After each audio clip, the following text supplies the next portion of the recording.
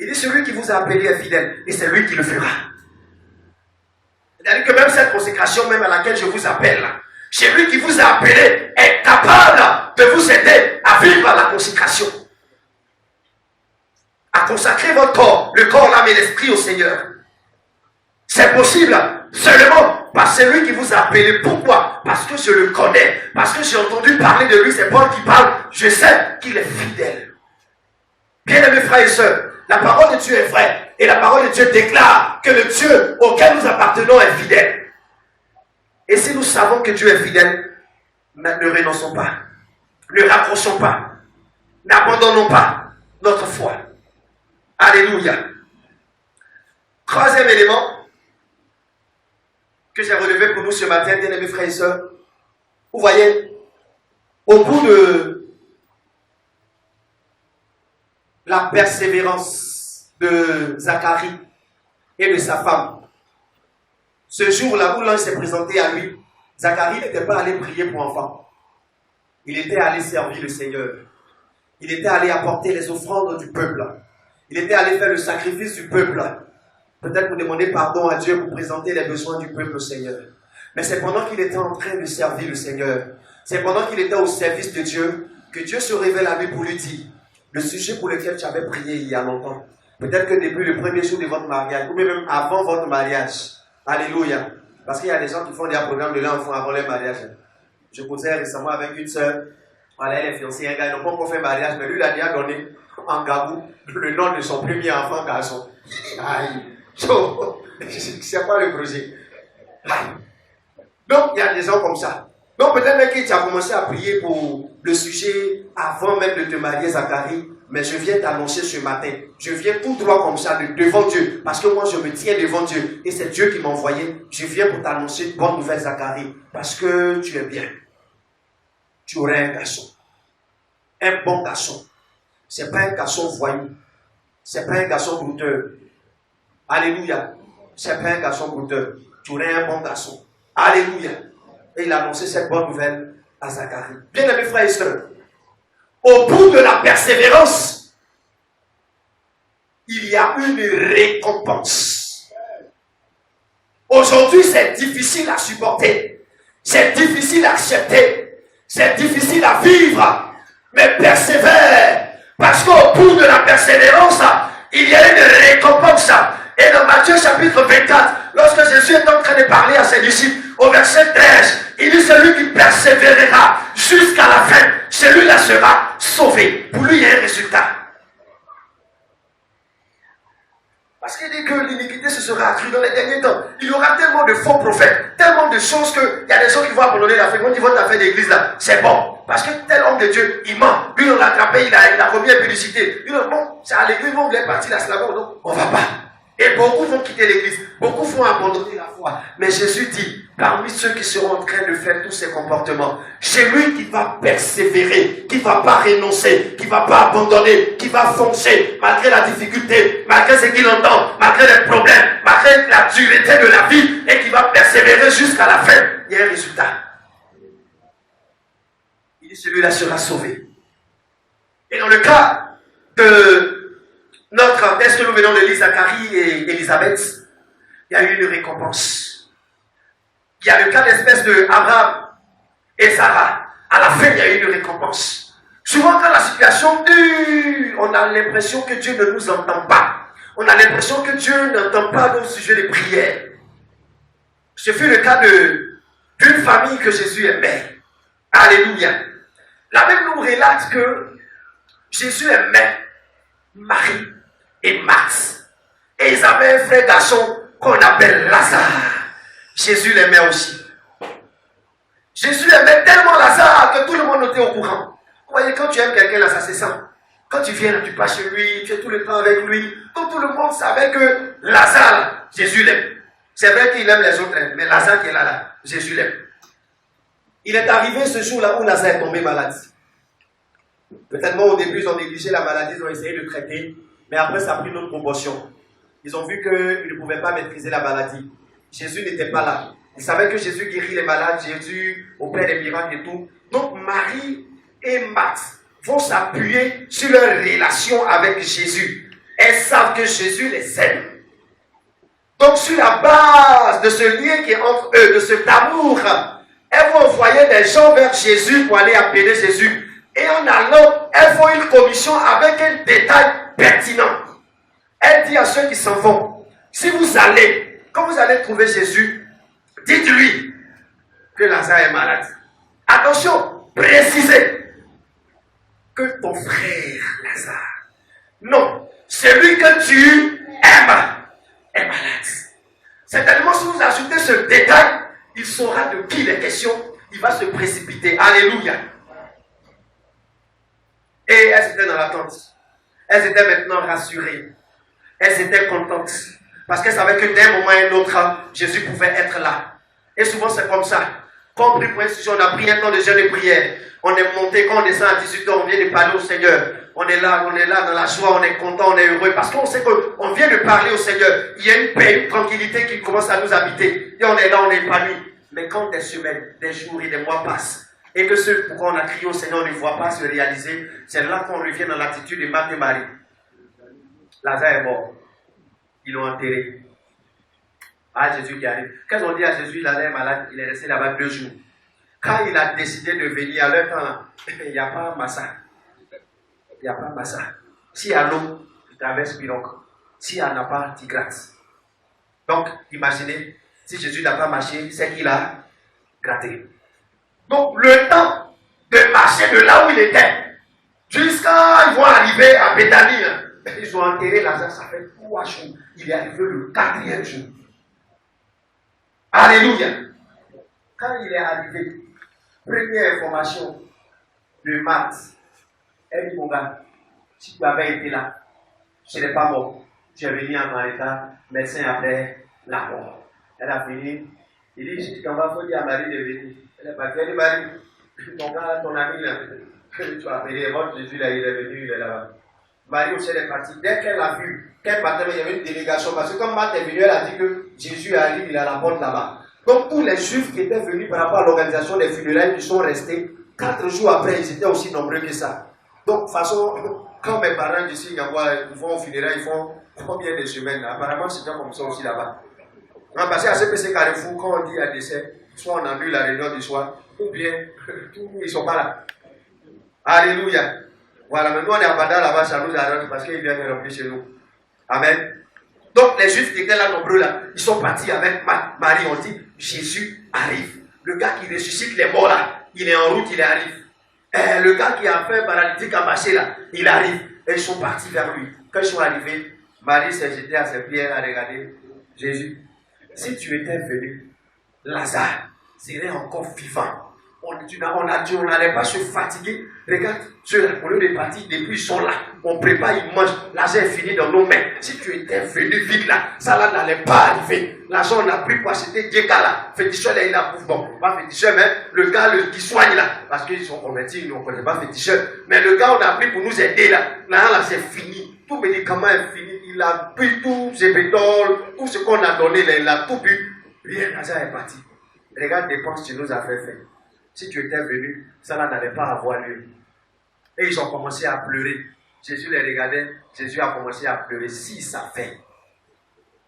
Si Jésus savait. Dis à ton voisin, si Jésus savait. S'il savait, il n'allait pas pleurer.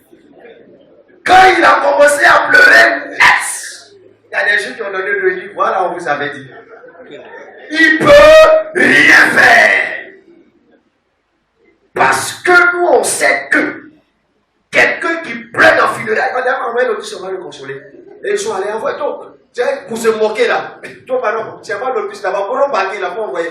Et puis ils envoient Jésus. Tiens, vous voyez tout ça pour se moquer. Et ils ont commencé à se moquer ceux qui étaient là.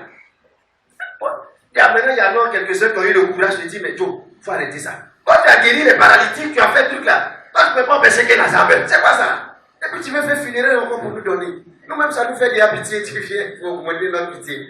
Alléluia. On sait que dans funérailles, c'est celui qui n'a pas l'argent, c'est lui qui pleure beaucoup. Lui qui ne peut pas faire beaucoup dans funérailles là. Donc ce qu'il peut donner là, c'est dans la courbatie. Tu l'arrêtes, il tombe. Tu fais, il dit non, laissez-moi, il cogne le mur.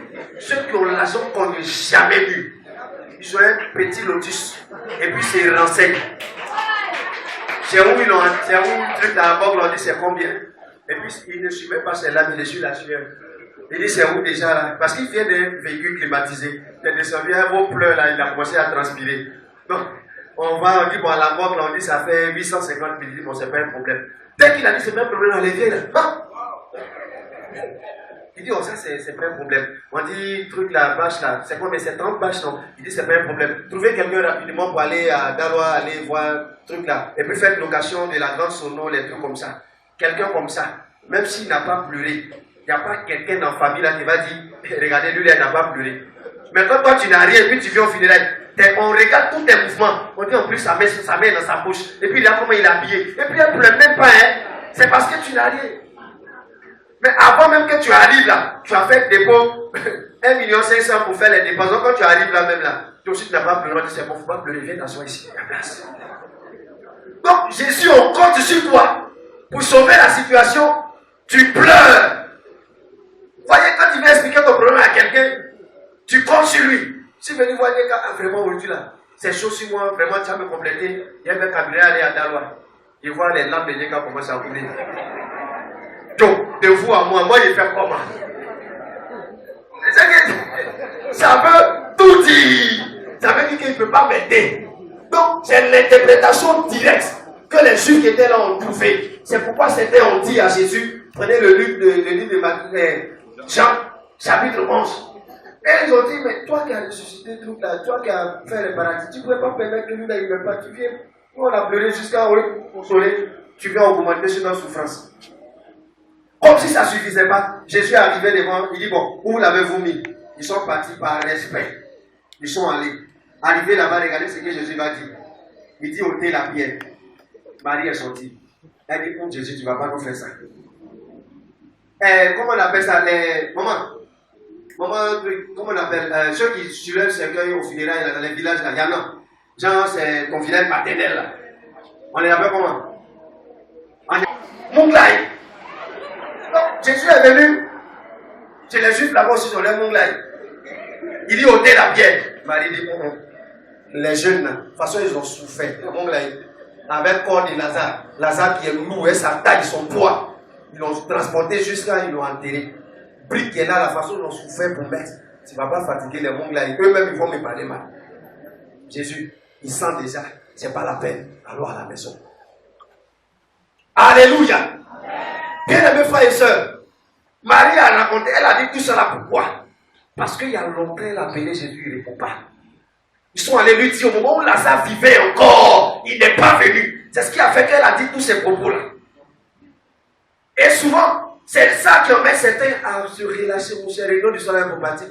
Il est bâti demain. Et puis il va plus jusqu'à c'est dimanche. Souvent, il y en a qui viennent 2 fois dans le mois. Il y en a qui viennent 1 fois dans le mois. Tu es en train d'abandonner la foi comme ça. Il y en a qui ont rétrogradé. Il y en a qui ont laissé même.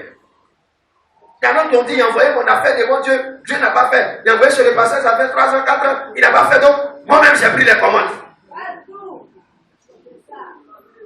C'est pourquoi le Seigneur m'envoie ce matin te dire, n'abandonne pas la foi. Je ne sais pas à quel stade tu es, mais n'abandonne pas la foi. Parce qu'au bout, il y a une récompense.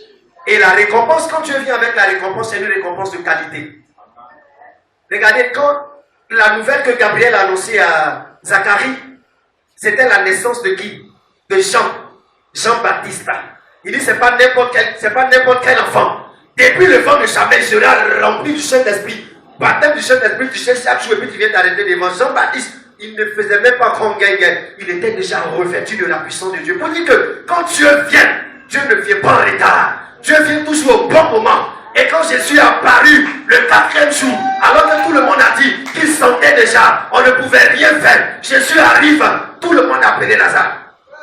Quand Lazare était malade, ils sont venus dans truc, Lazare, est-ce que Lazare tu vis? Lazare, jusqu'à quand il est mort. Lazare, il ne répond pas. Tout le monde est venu, on a versé l'eau sur lui. Réanimation, 0. Les grands docteurs là, on voit un docteur V, on appelait docteur V. Il est venu et on dit, quittez, le docteur arrive. Et sa blouse blanche, tout ça, tous la Sénat, avec le frère de l'hygiène là derrière lui, Brian Kabou est là, avec tous les matos, ils sont arrivés. Lazare. On dit, bon, envoyez injection, piqué, 0. Lazare. Lazare ne répond pas. Alléluia. Marie se disait que c'est fini. Jésus en retard. Il n'est pas venu. Tout le monde a essayé. Ça n'a pas marché. Jésus, il sent déjà. Mais quand Jésus s'est arrêté devant le tombeau, quand il a crié Lazare, il n'a pas appelé 2 fois. Les asticots qui étaient dans le corps de Lazare sont sortis. Alléluia. La chair a repoussé. Les nerfs se sont reconstitués. Le cœur de Lazare a commencé à battre. La Bible dit que Lazare a entendu la voix de Jésus. Il s'est levé. Quand il a dit sors, Lazare obéit. Au bout de la persévérance, frère, il y a une récompense. Mais dans l'élément que je suis en train de dire, c'est que Dieu ne vient jamais en retard. Dieu vient toujours au bon moment. Ne pense pas qu'il arrive en retard. Parce que quand souvent on a l'impression que Dieu met le temps, quand il met du temps par rapport à nous, quand il arrive, il vient avec quelque chose de qualité, ou bien quelque chose de glorieux se passe. Là, tout le monde s'était dit qu'il était en retard. Lazare sentait déjà. Peut-être que ta situation est déjà gâtée. Odeur a pris tout le quartier. Tout le monde est au courant. Et à cause de cette odeur, tu es sur le point d'abandonner. Tu dis Jésus c'est bon. Tu ne peux plus rien faire. Ma situation est déjà gâtée. Ça sent déjà. Alléluia. Sache que Jésus ne vient jamais en retard. Lazare est sorti du tombeau. C'était un miracle glorieux. Quand tu arrives dans la vie d'Abraham, après 25 années d'attente, sort Isaac. Quand on a l'impression que Dieu arrive en retard, c'est qu'il y a quelque chose de qualité qui est en train de se préparer. Alléluia. Les gens ont pris, ils ont essayé d'imager ça pour parler des animaux. Un éléphant avec, je ne sais pas quoi, un lapin qui accouche à combien de mois. Il dit qu'au début, on a pris grossesse à même période, quand tu n'as pas accouché. Il dit, ouais, c'est normal. Toi, tu accouches chaque jour, tes enfants sont petits. Moi, mon enfant, quand il tombe, la tête tremble. Donc, lui, il pensait qu'il était en train de se moquer de l'éléphant. L'éléphant lui a dit, pour moi, là, c'est pas beaucoup. C'est un. Mais quand il tombe, la tête tremble. Quoi, tes petits, tu fais chaque 3 mois, toi, il vend, là. Tu penses que. C'est ça qui est quoi? Quand on a l'impression que tu es arrivé en retard, quand on a l'impression que ça a mis du temps, quand Dieu arrive, il arrive avec la qualité. Regardez Anne. Anne a souffert pendant combien d'années? Mais quand Dieu est arrivé dans la vie de Anne, après avoir pleuré, Dieu lui a envoyé un prophète, pas n'importe lequel, le prophète Samuel. Pas n'importe lequel. Bien-aimés frères et sœurs, Dieu ne vient jamais en retard. Et dans la vie de Zacharie, Dieu envoie Jean-Baptiste. Il dit l'Esprit de Dieu sera sur lui. Il sera rempli du Saint-Esprit depuis le ventre de sa mère.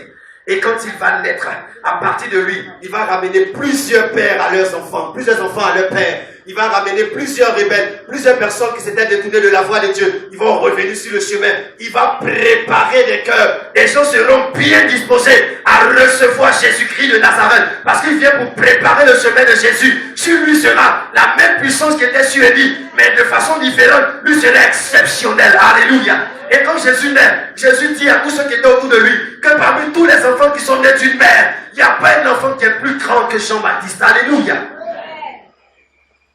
C'est l'enfant, c'est le résultat d'une persévérance. Quelque chose qui a duré longtemps. L'âge était très avancé. Ils sont arrivés à un détail même où arrivé un moment, Zacharie continuait de servir, mais lui-même il croyait plus. Et comme tu n'as pas cru, tu vas parler.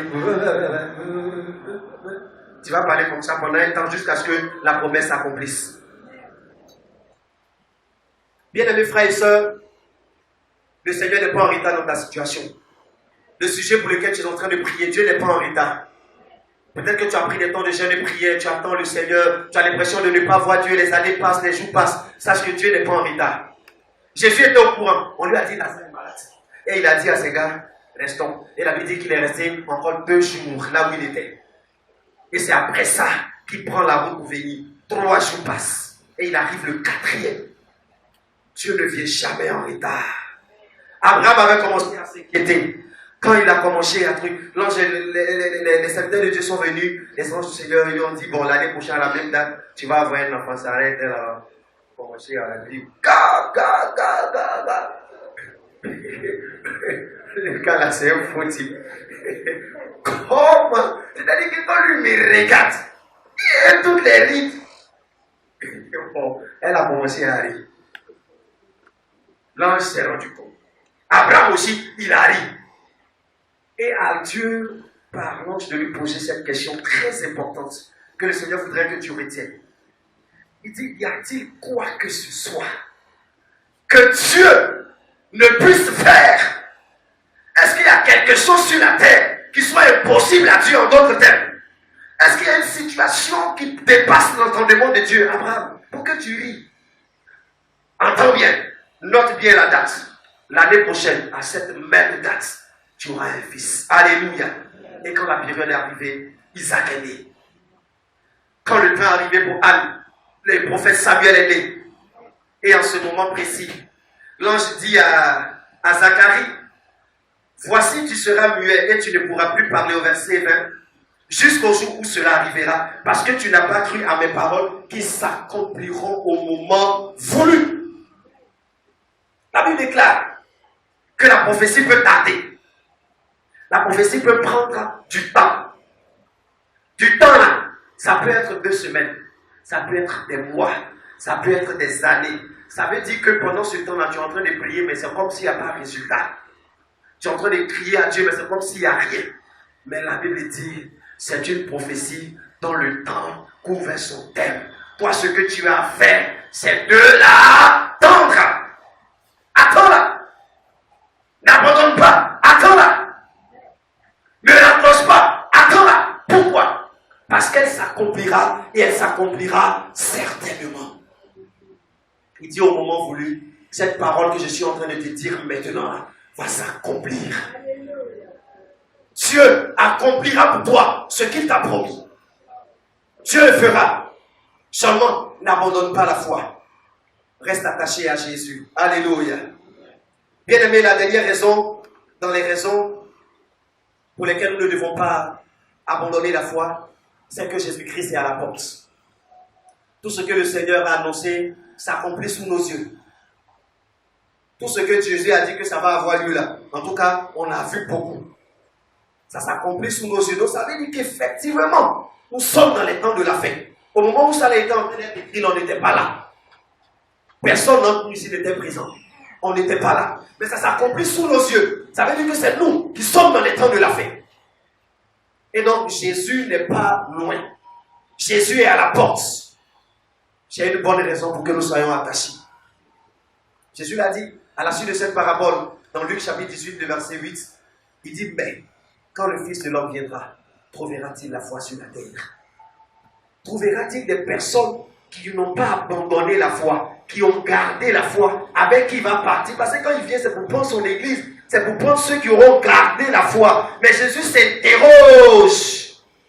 Il dit, dans le cas de cette femme, le juge là, il a dit, quoi que je ne craigne pas Dieu, je vais rendre justice à cette femme, vous pouvez me rompre la tête. Il dit, regardez, quelqu'un qui ne craint pas Dieu, il a pu faire pour cette femme. À combien plus forte raison votre Dieu ne répondra pas à vos sujets lorsque vous criez à lui, lorsque vous priez dans le secret? Combien plus forte raison Dieu ne répondra pas? Luc chapitre 8, le verset 7. Au verset 8, il dit, mais mon interrogation en tant que Dieu, mon inquiétude en tant que Seigneur, mon inquiétude en tant que Jésus, c'est quand le Fils de l'homme viendra. Est-ce qu'on va trouver encore des jeunes filles, des jeunes hommes, des femmes, des hommes engagés encore dans la foi qui n'auront pas abandonné la foi? Est-ce qu'on va les trouver?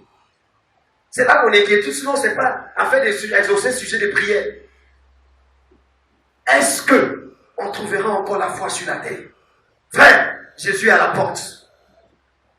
Si tu avais quitté le chemin de la foi, rapidement réponds-toi et reviens sur le chemin. Parce que si Jésus te trouve là-bas, c'est fini. Comment y parvenir? Comment arriver à ne pas abandonner la foi? Bien aimé, il n'y a pas plusieurs moyens. C'est un seul moyen, un unique moyen. Par le Saint-Esprit. Seulement par le Saint-Esprit. Jésus a dit, je m'en vais au ciel, je vais vous préparer une place. Quand j'aurai fini de préparer la place, je viendrai vous chercher. Mais pendant que je serai en train de partir, je ne vous laisserai pas orphelin. Je vous enverrai le Saint-Esprit, le Consolateur. Lui, il viendra pour une mission. Sa mission, c'est de vous rappeler ce que je vous ai enseigné. Sa mission, c'est de vous conduire dans toute la vérité. Sa mission, c'est de vous rappeler pour ne pas que les paroles que je vous ai enseignées là vous quittent. Parce que c'est la parole là qui produit en vous la foi. Et là, c'est la foi là qui vous permet de triompher des réalités, des problèmes. Parce que la Bible déclare que tout ce qui est né de Dieu triomphe du monde. Et la victoire qui triomphe du monde, c'est notre foi. 1 Jean chapitre 5, le verset 4. Tout ce qui triomphe du monde, et du moins tout ce qui est né de Dieu triomphe du monde. Et la victoire qui triomphe du monde, c'est notre foi. Or, la foi vient de ce qu'on entend, et ce qu'on entend vient de la parole de Dieu. C'est pourquoi la mission du Saint-Esprit, c'est de nous rappeler la parole de Dieu constamment, pour que cette parole la produise en nous la foi. Cette foi qui sera capable de nous donner, de triompher des réalités du monde et de garder l'élan dans lequel nous sommes engagés avec le Seigneur jusqu'à ce que Jésus revienne. Bien-aimés frères et sœurs, telle est l'invocation du Seigneur. C'est pourquoi il nous envoie le Saint-Esprit. C'est seulement par le Saint-Esprit. Nous devons composer avec l'Esprit de Dieu. On ne doit pas mettre le Saint-Esprit de côté. On doit attendre le Saint-Esprit. On doit parler au Saint-Esprit. Quand tu pries là, il faut parler au Saint-Esprit. Alléluia. Il y a des chrétiens qui prient, qui parlent à Dieu, ils parlent à Jésus, mais ils ne parlent pas au Saint-Esprit. Il faut parler au Saint-Esprit. Quand Jésus est parti là, il dit, je vous enverrai le Saint-Esprit. Lui, il sera avec vous. Quand Jésus dit, je suis avec vous tous les jours jusqu'à la fin du monde là, c'est pas nous-mêmes Jésus physiquement qui est là, mais c'est le Saint-Esprit qui nous a laissé, qui est avec nous. C'est avec le Saint-Esprit que nous devons composer. Alléluia. C'est pourquoi le thème de l'année dit, par le Saint-Esprit, agissons. Et Assemblée de Dieu ne fait aucun programme sans commencer par le Saint-Esprit. Parce que c'est seulement avec l'aide de l'Esprit, avec le soutien du Saint-Esprit, que nous pouvons réaliser quelque chose. Il n'y a pas de fin ce matin. Je veux remercier la surprise que... Seigneur, nous voulons te dire merci pour ce culte de louange et d'adoration passé en ta présence. Ta parole nous révèle qu'une heure dans tes parvis vaut mieux que 1000 heures ailleurs. Et nous le réalisons, éternel notre Dieu, c'est la vérité. Avec les sujets de prière qui sont montés à toi, les cantiques de louange et d'adoration, les dîmes et les offrandes, la Sainte Seine, tu nous as fait du bien. Donc, avec ta parole, tu viens nous emmener à comprendre qu'on peut être pasteur comme Zacharie et être éprouvé. On peut être le bon petit de Jésus comme Lazare est tombé gravement malade. Sa situation peut se détériorer et se gâter jusqu'à sentir. On peut être la bonne servante du Seigneur et tomber dans une situation difficile.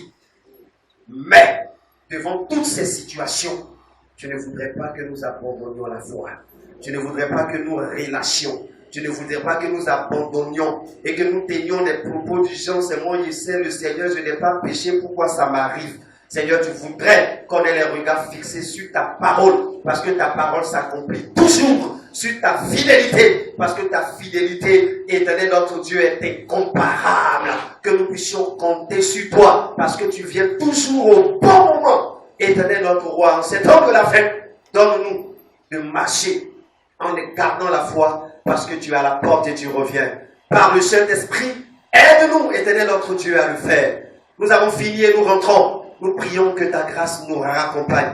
Et que cette semaine soit une semaine bénie de toi. Et si tu tardais à venir, Seigneur notre Dieu, que nous puissions nous retrouver les jours de réunion en semaine, éternel, pour chercher ta face. Aussi, éternel notre Dieu, voudrions-nous te recommander notre nation, notre contrée, notre éternelle vie de Zoukoube soit gardée dans la paix. Que notre nation, la Côte d'Ivoire,